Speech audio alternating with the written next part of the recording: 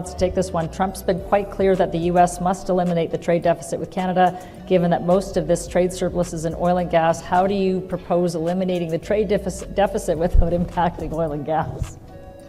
Well, it's a little bit cheeky. It's very cheeky. I have told the Secretary I could always sell 2 million barrels of oil to someone else other than the United States if they would like us to, because that's essentially the trade deficit. Yeah. The numbers make that statement impossible to ignore.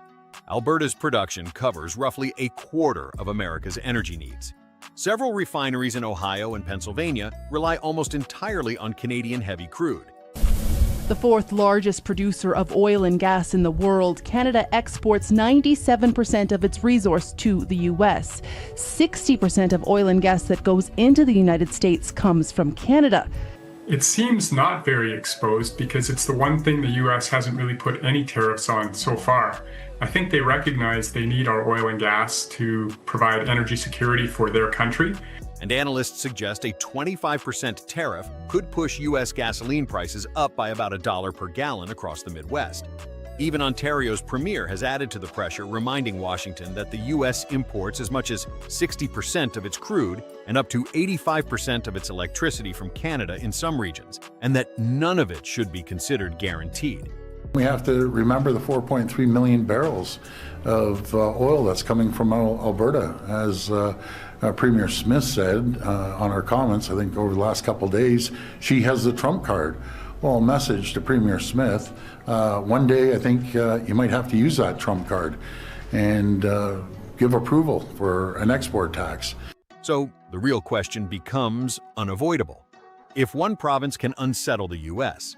energy system with a single statement, what does that reveal about who actually holds leverage in North America today? Before we dive in, don't forget to hit that like button. A simple like helps push this video to more people who need to see it. But Alberta's warning was only the beginning.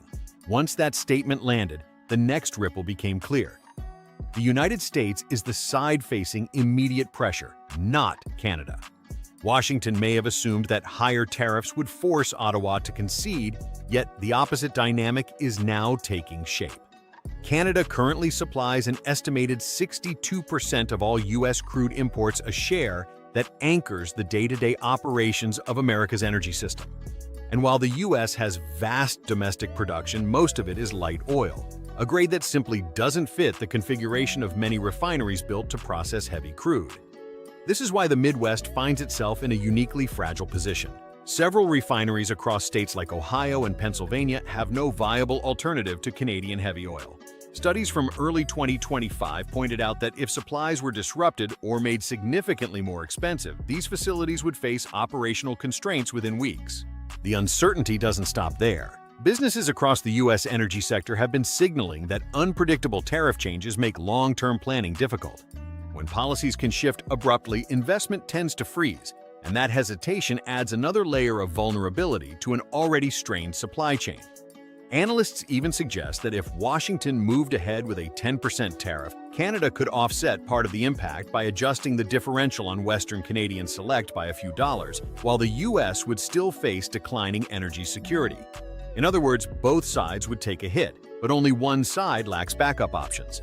So the question moving forward is not simply how Canada will respond, but how the U.S. will manage a system built on assumptions that no longer look as stable as they once did. Still with us? Hit that subscribe button so you don't miss what's next. And this imbalance leads naturally to the next development. While the U.S. wrestles with its dependence on Canadian heavy crude, Canada is accelerating a shift toward an energy source that Washington cannot easily influence: liquefied natural gas. The move reflects a broader effort to diversify supply routes and reduce exposure to unpredictable tariff cycles. Ottawa's current ambition, highlighted in recent policy discussions, is to double LNG exports beyond the U.S. within the next decade. That direction is reinforced by new capacity already in operation. LNG Canada Phase 1 in Kitimat began exporting in mid-2025, adding about 14 million tons per year to global markets. Geography further strengthens Canada's position. Shipments from the Pacific coast reach Asia in roughly 11 days, with transport costs under $1 per MMBTU compared with nearly 24 days and higher costs for U.S. cargoes moving through the Panama Canal. Because of these advantages, Ottawa has started describing LNG as a new pillar of economic autonomy, a way to reduce reliance on a single customer and build resilience against policy shifts in Washington. Whether this marks a lasting strategic turn will depend on how markets' infrastructure and regional demand evolve over time. This strategic pivot toward LNG is also reshaping investment patterns.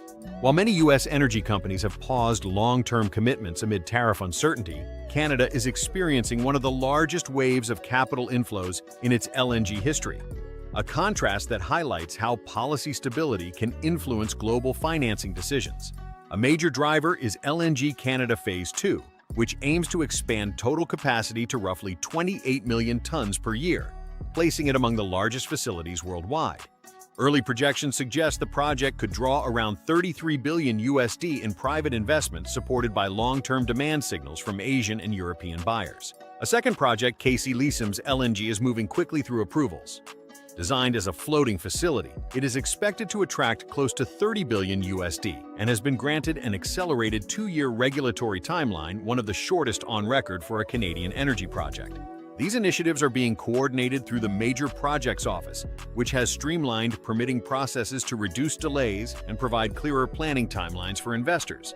The result is a more predictable environment that encourages large-scale commitments. Together, these developments could position Canada within the top 5 LNG exporters globally, signaling a broader structural shift in its energy strategy and raising questions about how this new capacity will interact with U.S. market dynamics in the years ahead. These growing investments tie directly into a broader shift. Canada is rethinking where its energy should flow. What once seemed unlikely, reducing dependence on the U.S. market, is now being treated as a long-term policy goal shaped by recent tariff tensions. As recently as 2023, about 97% of Canadian crude exports went to the United States, a concentration that limited flexibility. But after the latest round of tariffs, federal officials signaled a different outlook. Remarks from Prime Minister Mark Carney in early 2025 suggested that the long-standing economic relationship may no longer be guaranteed, prompting a search for alternative markets. That timing aligns with rising demand in Asia and Europe, where countries seeking reliable supply have shown increased interest in Canadian LNG. With shorter travel times and lower shipping costs from the Pacific Coast, buyers in Japan, South Korea, and Germany have been willing to pursue longer-term contracts. This creates room for a new strategic objective, expanding non-U.S. exports over the coming decade.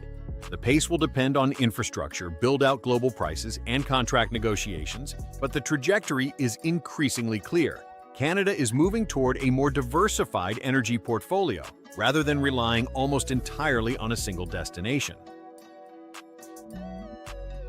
As Canada redirects more of its energy toward global markets, the traditional leverage Washington once used through tariffs appears less effective.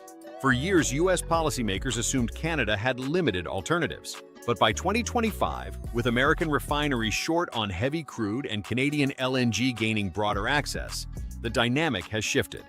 The constraints are structural. The U.S. cannot easily replace Canadian heavy oil, especially in the Midwest, where refineries rely on specific grades. When tariffs raise costs, the resulting fuel pressure often hits U.S. consumers first, sometimes during peak driving periods.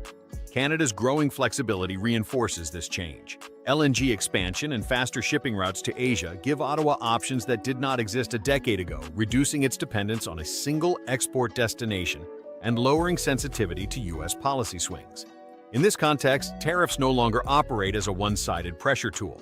Increasingly, they highlight the vulnerabilities within the U.S. system itself, a shift that raises broader questions about how stable the North American energy framework will remain in the years ahead.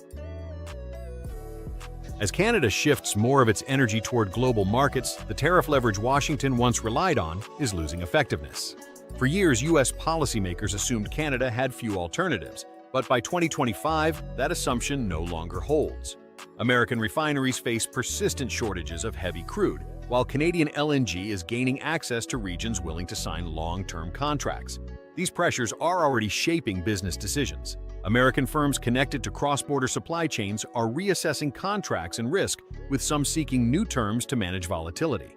In this landscape, tariffs function less as pressure and more as a signal of fragility, prompting wider questions about how resilient the continental energy system will be moving forward. Thanks for sticking around. If you found this valuable, like and subscribe to support more content like this.